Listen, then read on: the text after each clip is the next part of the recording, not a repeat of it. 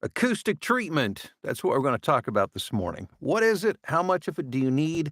Let's dispel any myths or rumors and get down to brass tacks of what's needed to create great voiceover audio. I'm Bill DeWeese, professional voiceover talent, voiceover coach, voiceover demo producer, author of the book, Get Paid Using Your Voice. Link is below in the description, as well as links to my other voiceover training resources. Hope you guys are doing well. It's hump day. Happy Wednesday. Hope things are going well for you so far. I wanted to talk a little bit this morning about audio because when you're first getting in, for those of you guys who have been around for a while, you know this to be true. And for those of you just getting started, you're beginning to realize that the biggest hurdle to overcome early on is your audio, because great audio is the number one according to a recent survey, some research done by voices.com, and they have a huge sample to pull from.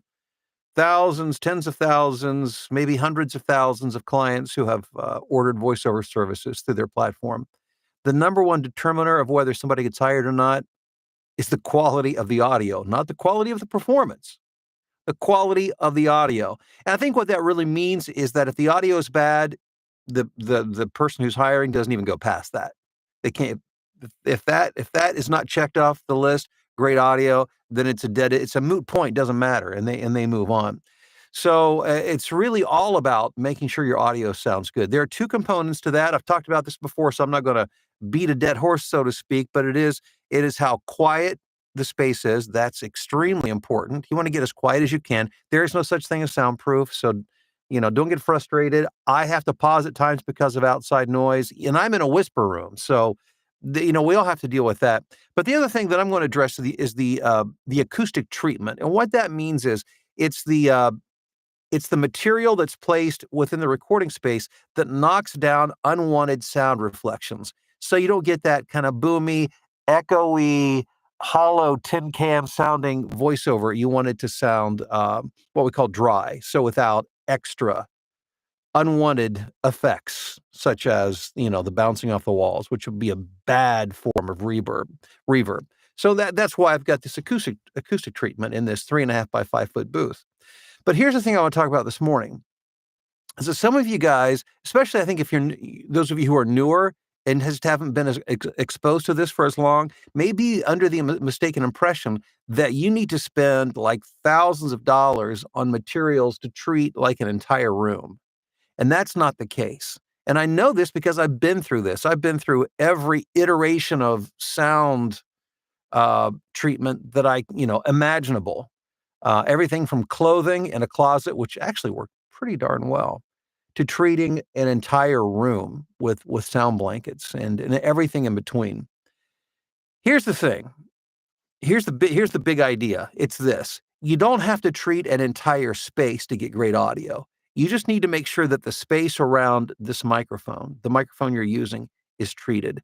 Because if this is treated well, you can still get a good quality product without spending the unnecessary thousands to treat all of that. Now, in my case, the space is pretty limited to 3.5 by 5 feet. So this is treated. For me, this is a pretty easy solution. But you may have a lot more space to deal with. You might not be in such a smaller, isolated, area. So what do? Have you guys heard of the chaotic eyeball? By the way, this is not a pitch for the chaotic eyeball. I don't get paid for pitching it, and I'm not pitching it. I'm not saying I don't believe it's the best solution out there, but I just want to give an example. I actually own one, but since we've moved, I don't know where it's packed, so I couldn't get it to it this morning. But it looks like a Nerf ball, a little bit smaller than a volleyball, bigger than a softball, smaller than a volleyball. It's a foam ball designed out of acoustic material that fits over a microphone. The idea of the chaotic eyeball is great. It's brilliant. And that is, we're going to treat the space around the microphone. So I want to share that with you so you can begin, thinking about this, and you can look it up online. I own the first generation. I think there's a second generation, so I can't speak to that. The first one, it helps. One thing I have noticed, and one thing if you're putting treatment close to your microphone, you have to keep in mind, is that it can very easily suck all of the lower. it can create very muddy. It'll suck all the high end out of your audio and leave you with a very kind of a muddy type of sound. And you don't want the muddy sound. So if you're using a chaotic eyeball, you have to mitigate that by EQing the heck out of it to get at least with the original version that you want. Again, not saying it's a bad thing. I think it can be a nice solution for a lot of people, especially if you travel, but even if you're just getting started. But the idea is this: don't worry about the entire room. Worry about what's going on here. It could be that, let me share another example. Um, One of my most recent travel rig setups. We used to have a place down in Hilton Head, and we'd go down there and spend quite a bit of time. And when we go down there, I'd work down there. And the setup that I would use down there it was simple, it was elegant, it worked. When I say elegant, I don't mean it looked elegant. I mean, in terms of its simplicity, very simple. It was like a suitcase stand, like you go to a hotel room and it folds out and you put your suitcase on it, that I set up on a card table. You could put it on a desk or a card table. And then I took an acoustic blanket from Automute, and I took that acoustic blanket and I just draped it over the top so that it covered the back and the sides, and I set up my microphone inside. And that was the best sounding mobile rig I've ever set up. And it was so simple. It was just a high quality acoustic blanket, one panel, one blanket laid over top of a suitcase stand. And it worked very, very. And I put a towel over top of the card table so that I didn't get sound reflections up off the card table. Oh, and I put some material behind me. So that's important to note. I was sitting in a small, shallow clothes closet with my back to the closet, and so there was a table in front of me, and then I had an acoustic blanket behind me and an acoustic blanket draped over that. So, but I just want to get you away from thinking about spending thousands and thousands, thinking you have to to redo an entire room. You don't. You don't. All you need is this space around this treated. So if you rigged up something where you could hang some even moving blankets that would be to your sides, to your back, and to your front, that could go a long way. Don't cover the entire wall, just around you, in a very small configuration, because less can go further than more. Actually, something that's close and tight can sound a lot better than just simply treating an entire room, because you want to bring it in as tight as you can without making it too tight. So for those of you who are struggling with your sound, just remember, you don't have to treat the entire room, just the space right around the microphone. And that can go a long way toward high quality audio. A quick reminder that I've got links to not only my book, but my voiceover training resources below in the description. So check that out. And right now, we're going to do a little roll call. So if you would be so kind as to go into the live chat and just let me know where you're watching or listening from this morning. We'll do some shout outs. Rusty, by the way, Rusty Bowers, congrats. First in this morning, up north in the Upper Peninsula of Michigan. Sirius, good morning to you. Bob in Reedsville, North Carolina, what's going on?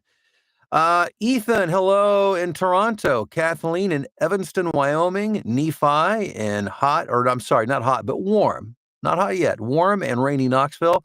Scott in South Dakota. Mike is in Mattawan, New Jersey. We've got Emma in Huntington Beach. Melissa, San Diego. Anthony in Phoenix. Corey, happy hump day from Whitehall, Wisconsin. John in Rhinebeck, New York. Marla, Texas.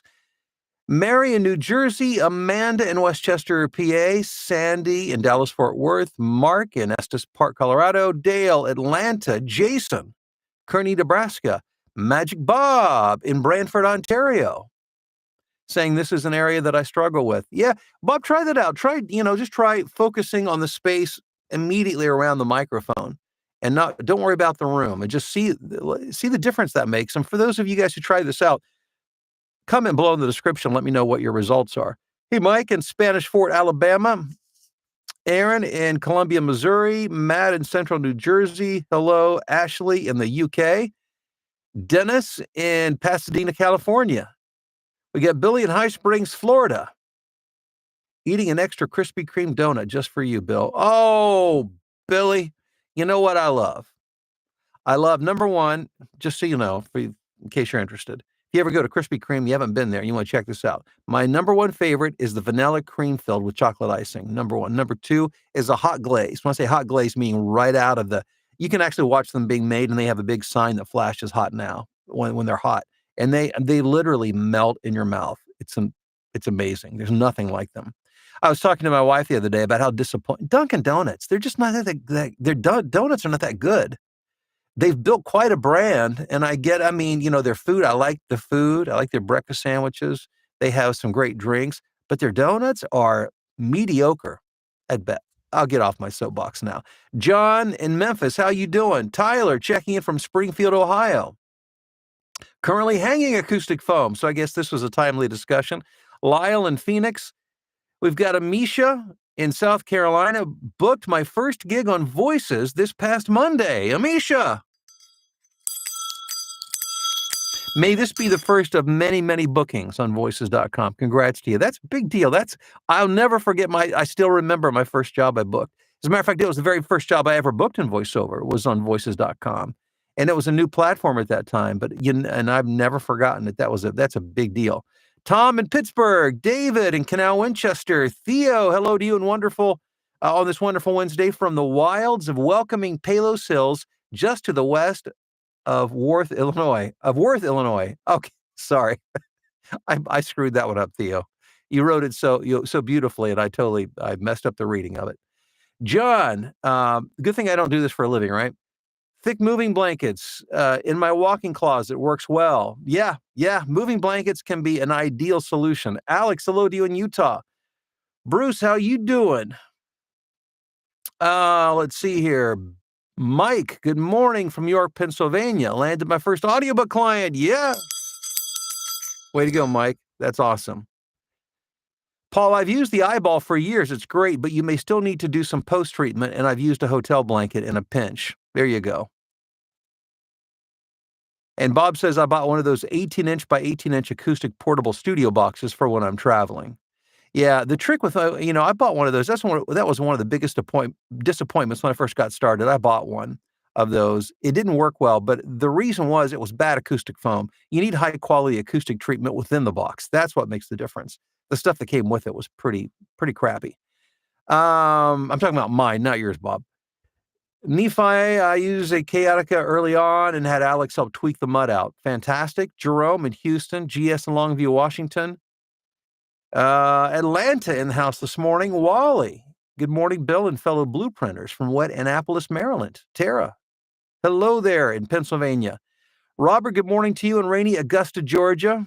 Soon to be hosting the Masters tournament. That's coming up very soon, right?